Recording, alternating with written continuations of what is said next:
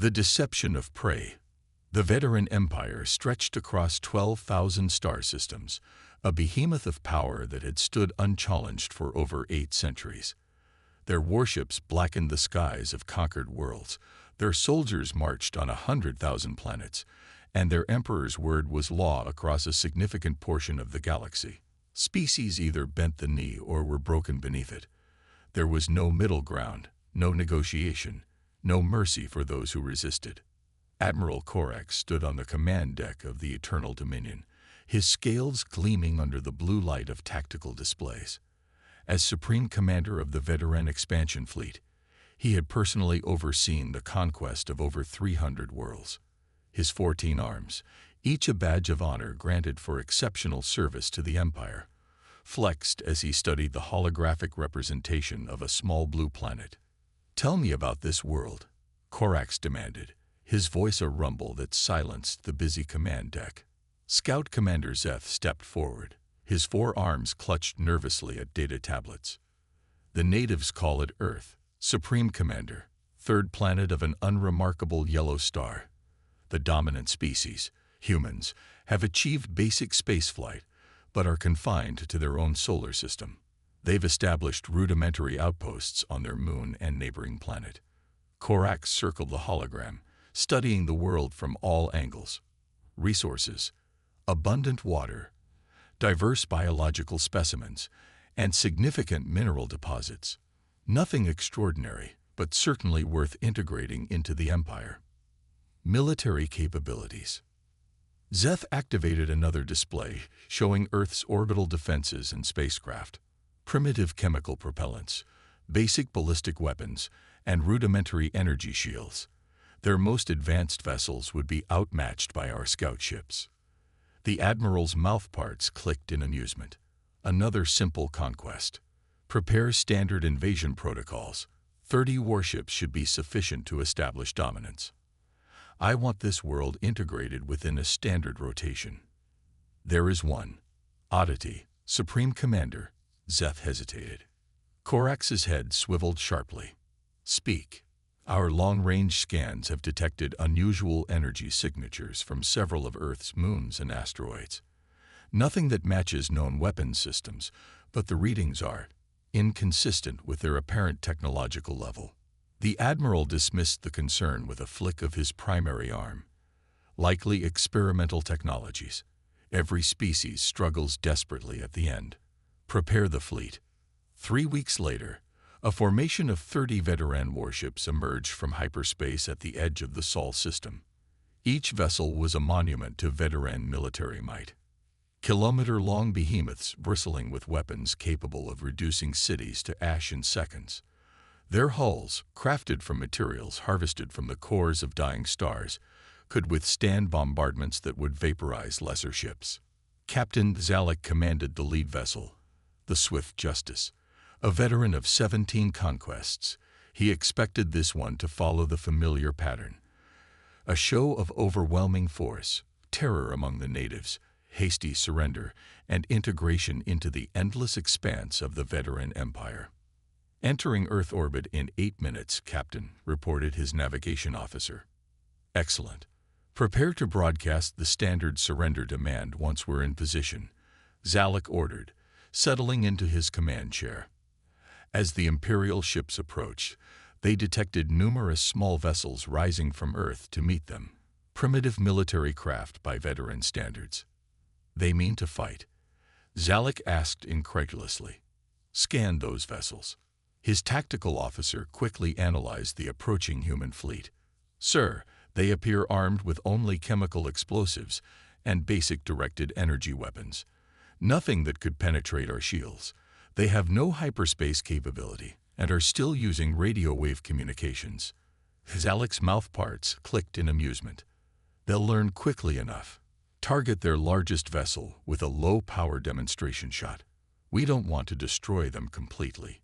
Just show them resistance is pointless." Before the order could be carried out, a transmission came through on the Imperial communication frequency, a surprising development, as humans shouldn't have been able to access these secure channels. "Imperial vessels, this is Earth Central Command. a calm voice announced in perfect veteran language. "We request peaceful negotiations and propose an immediate ceasefire. We wish to discuss terms of mutual cooperation." Zalek frowned. "How are they broadcasting on our secure frequency? And how do they know our language?" His communication officer looked equally confused. "Unknown, sir. Perhaps they captured and studied one of our scout ships." After reporting to Admiral Korex, Zalek received new orders: proceed with negotiations but maintain battle readiness. The humans' unexpected capabilities warranted a more cautious approach.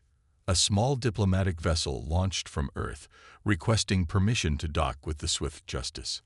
After thorough scanning revealed no weapons, Zalek granted permission.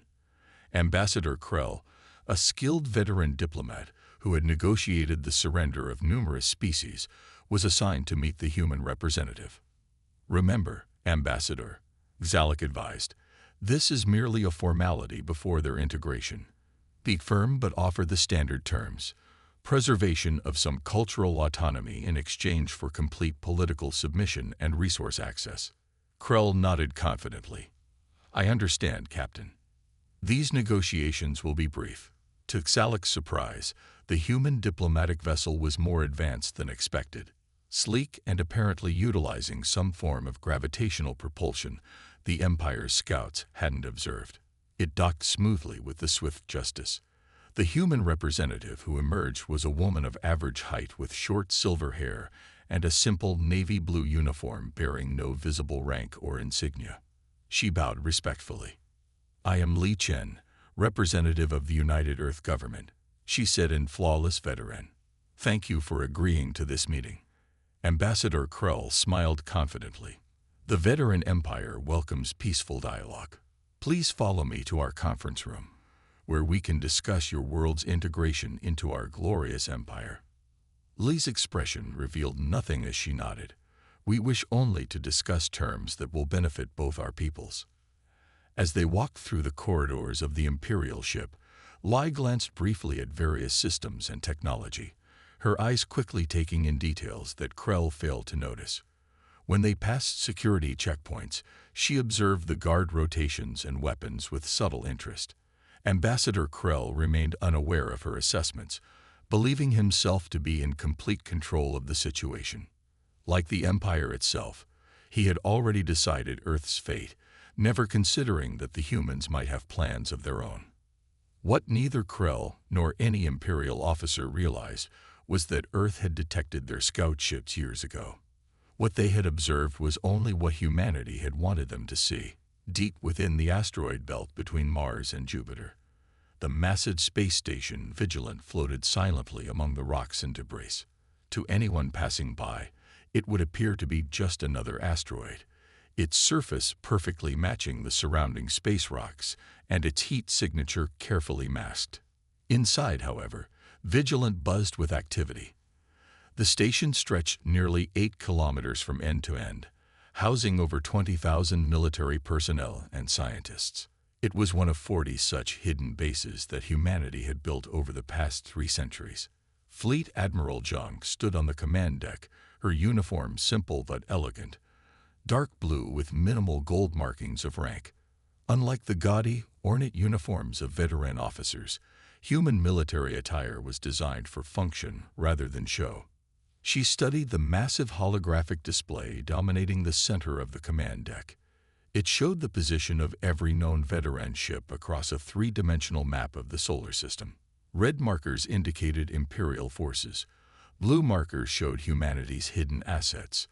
The blue substantially outnumbered the red. "Status report," she commanded, her voice carrying across the quiet command deck. Captain Rivera approached with a data tablet. He was older than most officers of his rank, his hair gray at the temples, but his brilliant tactical mind had earned him respect throughout the fleet. "All systems operational, Admiral," he replied. "Our quantum disruption technology remains undetected by veteran scanners.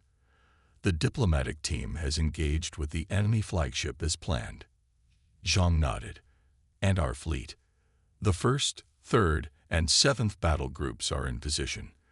All ships report weapons at full capacity. The phase shift generators are functioning perfectly in tests. Zhang allowed herself a small smile. For over 300 years, while Earth maintained the appearance of a planet just beginning to explore its own solar system, humanity had been preparing for this inevitable confrontation. Using technology reverse-engineered from ancient alien ruins found beneath the surface of Europa, humans had developed capabilities that operated on principles entirely different from those used by the veterans. This had allowed humanity to develop systems the Imperials couldn't detect or counter. "What's the status of the Thunderbolt?" Zhang asked. Rivera checked his tablet. "Final weapon systems are online. Dr. Chandra reports that the quantum displacement drives are functioning at 100% efficiency." As if summoned by the mention of her name, Dr. Chandra entered the command deck. The elderly scientist moved with surprising energy for her age. Her eyes bright with excitement behind traditional glasses she wore despite available vision correction procedures.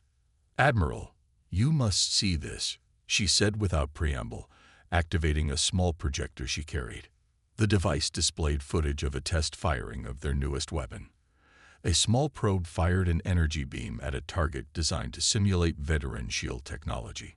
Instead of being stopped by the shield, the beam seemed to simply pass through it, destroying the target completely. "The phase shift technology works even better than we predicted," Chandra explained. "Veteran shields operate on a frequency modulation that our weapons can now bypass completely. They won't know they're vulnerable until it's too late." Admiral Zhang studied the footage carefully. "Will they be able to adapt once they see it in action?" Chandra shook her head. "Not quickly. Their entire defensive philosophy is built around their shield technology. It would take them months, possibly years, to develop countermeasures." "Good work, Doctor," Zhang said. "How soon can we deploy this to all ships?" "The technology is already installed throughout the fleet. All major vessels are equipped and ready." After Chandra left, Zhang turned back to the tactical display. She zoomed in on Earth's orbit, where the cluster of veteran ships floated. Their presence might have terrified a truly primitive civilization, but to humanity, they were merely an annoyance, like insects that needed to be carefully removed. "They think they're being so generous," Zhang said softly, "offering us protection in exchange for just 90% of our resources and complete political submission." Captain Rivera nodded. "The negotiation reports indicate they're growing frustrated with Earth's stalling tactics. They're threatening a show of force soon." "Let them," Zhang replied. "Every hour they wait gives us more time to position our forces. The moment they try to intimidate Earth will be the beginning of their downfall." A junior officer approached and saluted. "Admiral, we've received confirmation that the stealth carrier group has successfully positioned itself behind the veteran communication relay in the asteroid belt. They're awaiting your orders." "Tell them to hold position," Zhang commanded. "When we move, we need to cut off the Imperial fleet's communication with their command simultaneously with our first strike." Later that day, Zhang traveled to the station's hangar bay. She wanted to personally inspect the newest addition to humanity's fleet, the battleship Thunderbolt. At over 5 kilometers long, it was the largest warship humans had ever built, incorporating all the advanced technology they had developed or discovered over centuries. The ship's captain, Miguel Ortega, met her at the docking bay. "Welcome aboard, Admiral. We're honored by your visit." "The honor is mine, Captain. This ship represents humanity's future." As they walked through the vessel, Zhang felt a sense of pride. Unlike the bulky, ostentatious designs favored by the veterans, human ships were sleek and practical. The Thunderbolt's corridors were well-lit but minimalist, with every component serving a purpose. They reached the bridge, where crew members were running final systems checks. The main view screen showed the veteran fleet in orbit around Earth, still unaware of the forces gathering around them. "They expect us to cower in fear," Zhang said, her voice low. 3 centuries we've waited, prepared, built in secret. They think they're the hunters, but today, they discover they're the prey." On the diplomatic vessel, Lai Chen continued to stall for time, proposing complex negotiations and requesting clarifications on minor points of the surrender terms. The veteran representatives grew increasingly impatient, but maintained the facade of diplomacy. Finally, Ambassador Krell had reached his limit. Enough delays. Your position is hopeless. Either accept our generous terms, or we will demonstrate our power on one of your cities. You have 1 standard hour to decide. Lai Chen smiled for the first time since coming aboard. I believe you misunderstand the situation. Ambassador, we weren't negotiating our surrender. We were giving you the opportunity to surrender to us. Krell laughed, the sound harsh and grating. This is absurd. Your primitive weapons can it. Captain Ortega, Lai said, activating a small communicator hidden in her sleeve. Operation Thunderclap is now authorized. Commence at will. Throughout the Sol system, space itself seemed to ripple as hundreds of massive warships suddenly appeared, surrounding the veteran fleet in a perfect sphere of destruction. They had been there all along, hidden by technology the veterans couldn't detect or comprehend. On the Swift Justice's bridge, alarms blared as sensors suddenly detected the massive human armada that had materialized around them. Impossible, Captain Zalek hissed. Where did they come from? How did we not detect them? His tactical officer stared at the displays in shock. Sir, we're completely surrounded. I count over 500 warships, all larger than our own. On the Thunderbolt's bridge, Admiral Zhang gave the order that humanity had been waiting 3 centuries to deliver. All ships, this is Fleet Admiral Zhang. The veteran empire has threatened our world, our people, and our sovereignty. They came to conquer what they believed was an easy target. Show them how grievously they have miscalculated. Fire at will. The hunters become the hunted. Space lit up with the fury of 1,000 suns as the human fleet opened fire. Beams of concentrated energy, operating on principles the veterans had never encountered, sliced through their supposedly impenetrable shields as if they were mere illusions. Aboard the Swift Justice, Captain Zalek stared in horror as his tactical display showed veteran vessels being systematically destroyed. Shields at maximum. Return fire on the nearest targets. But the veteran weapons, devastating against conventional defenses, splashed harmlessly against the quantum-shifted barriers protecting the human ships. Sir, his tactical officer reported, voice shaking, our weapons are having no effect. Their shields are. They're operating on completely different principles than anything we've encountered. Zalek's 14 arms moved frantically over his command console, attempting to coordinate a defensive formation. Send an emergency transmission to Imperial Command. We need reinforcements. His communications officer's voice was tight with panic. Communications are being jammed, Captain. We can't reach anyone outside the system. On the diplomatic vessel, Ambassador Krell stared at Lai Chen in shocked disbelief. This is impossible. Your species is confined to a single system. You have no hyperspace capability. Lei's smile never wavered. That's what we wanted you to believe, Ambassador. While your scouts observed our primitive technology, our real fleet was expanding throughout the galaxy. We've been watching your empire for nearly 2 centuries, studying your weaknesses, preparing for this day. But why? Krell's voice had lost its imperious tone, replaced by genuine confusion. If you have such technology, why hide it? Why not simply announce yourselves as a galactic power? Because your empire has a history of attempting to destroy any civilization that might pose a threat, Lai replied. We needed to be certain we could defeat you completely before revealing ourselves. And now we have. Admiral Korax watched from the Eternal Dominion as his invasion fleet was systematically dismantled. 1/3 of his ships were already destroyed or disabled, and the rest were taking heavy damage without landing a single effective counterattack. This cannot be happening, he snarled. Bring all weapons online. Target their largest vessel and concentrate all fire. The Eternal Dominion's massive primary cannon, capable of cracking a planet's crust, discharged its apocalyptic payload directly at the Thunderbolt. For a moment, space itself seemed to bend around the energy discharge as it streaked toward the human flagship.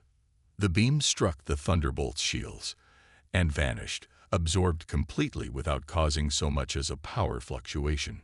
On the Thunderbolt's bridge, Admiral Zhang barely acknowledged the attack. Captain Ortega, status report. Shield absorption at 100%, Admiral. Their attack actually charged our capacitors by an additional 3%. We can redirect that energy to our weapon systems. Zhang nodded. Proceed with Phase 2. Disable their command ship but keep it intact. I want to send a message. Throughout the system, the human fleet moved with perfect coordination, executing complex maneuvers that no veteran tactician had ever envisioned. The Imperial vessels, designed for brute force attacks against weaker opponents, found themselves outmaneuvered at every turn. Captain Rivera directed a battle group of 20 ships in a spiraling attack pattern that confused veteran targeting systems while allowing human vessels to fire with perfect accuracy. Target their propulsion systems and weapons. Admiral Zhang wants prisoners, not martyrs. The Eternal Dominion, pride of the veteran fleet, found itself surrounded by 5 human battleships, each firing precision strikes that systematically disabled its weapon systems, propulsion, and external communications, leaving life support and internal systems intact. Admiral Corax, Supreme Commander of the most powerful military force the galaxy had ever known, watched helplessly as his invasion force was reduced to floating wreckage. Of the 30 ships he had brought to conquer Earth, 23 had been destroyed outright, and the rest, including his flagship, were disabled and drifting. Supreme Commander, his tactical officer reported, voice subdued, "We've lost all offensive capabilities. Engineering reports our main power core is stable but contained by some form of external field. We cannot self-destruct." Corax's arms hung limply at his sides, his scales dulled with shock. How could we have been so wrong? A communication request chimed on his command console, originating from the human flagship. After a moment of hesitation, Corax accepted it. Admiral Zhang's face appeared on the screen, calm and composed. "Admiral Corax, this is Fleet Admiral Zhang of the Earth Defense Force. Your fleet has been neutralized, and your vessels are disabled. I am offering you the opportunity to surrender." Corax's mouthparts clicked in defiance. "The veteran Empire does not surrender. Our main fleet will avenge this defeat. They will burn your world to ash." Zhang's expression didn't change. "I'm afraid that won't be possible, Admiral. While we've been engaging your invasion force here, our fleets throughout the galaxy have been disabling your communication relays, shipyards, and command centers. The veteran Empire is, as of 2 hours ago, effectively contained." She gestured, and the view screen split to show footage of massive human fleets in orbit around key veteran worlds, including their homeworld. Veteran defense stations floated dead in space, disabled by the same technology that had rendered Corax's fleet impotent. This is a deception," Corax stammered, though doubt had begun to creep into his voice. "It is not," Zhang replied evenly. "For 3 centuries, we've been building our forces, establishing hidden bases throughout the galaxy, and developing technology your scientists never considered possible. We could have revealed ourselves earlier, but we wanted to be certain we could end your empire's aggression in a single day, with minimal loss of life." Corax stared at the footage, his worldview crumbling.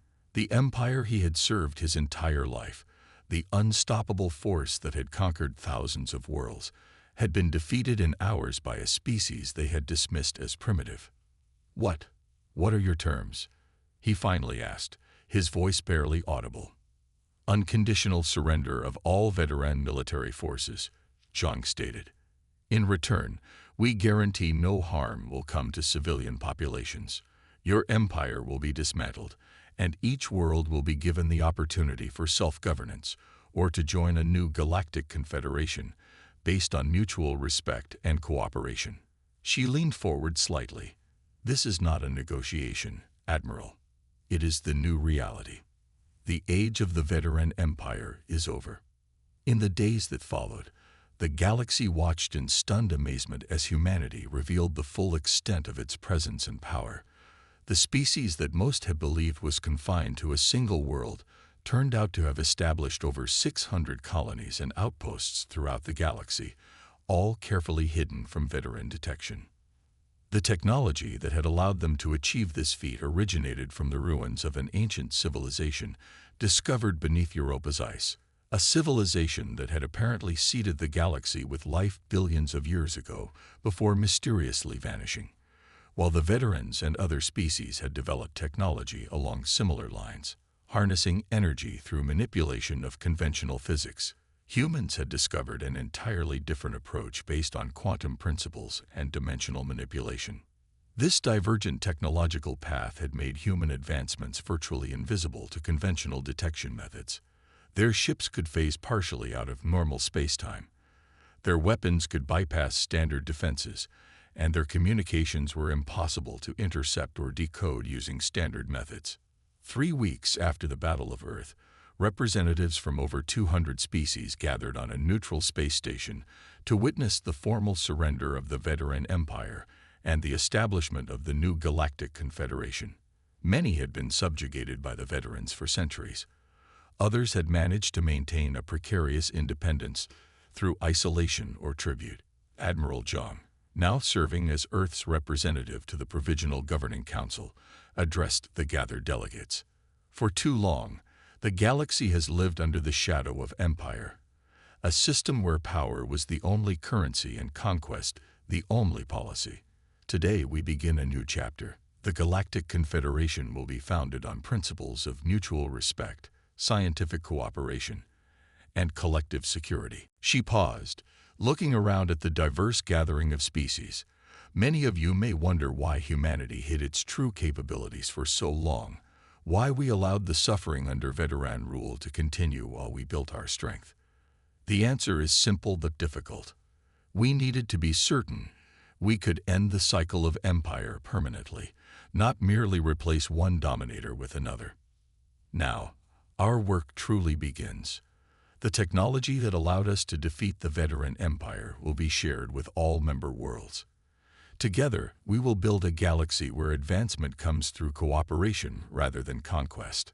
As the delegates discussed the framework for the new interstellar community, Admiral Corax, now a prisoner of war awaiting trial for crimes against sentient beings, sat in his cell contemplating the swift and complete fall of his empire. A human guard approached, bringing his daily meal. Corax had noticed that despite being a prisoner, he was treated with dignity, another bewildering aspect of these humans. "I don't understand," he said suddenly. "Your species have the power to destroy us completely. Why offer mercy now?" The guard considered the question seriously. "Because the point was never to destroy you, but to stop you. Humans learned a long time ago that how you win determines what you win. We didn't want to become what we were fighting against." Corax's mouthparts clicked softly as he absorbed this concept, so alien to veteran philosophy. As the guard turned to leave, Corax spoke again. "Your Admiral Zhang. She said you had been watching our empire for centuries. Why not strike earlier? Why wait so long?" The guard smiled slightly. "Humanity has a saying. Patience is a virtue. We waited until we could win decisively, with minimal casualties on both sides. That required perfect timing and preparation." Left alone with his thoughts, Corax began to understand the fundamental error the veteran empire had made. They had mistaken humanity's patience for weakness, their hidden strength for absence of power, their reluctance to engage for fear. In reality, while the veterans saw themselves as the galaxy's apex predator, they had unwittingly awakened something far more dangerous, a species that combined technological brilliance with strategic patience and moral restraint, a combination the Empire had never encountered and never anticipated. The hunters had become the hunted, and the galaxy would never be the same.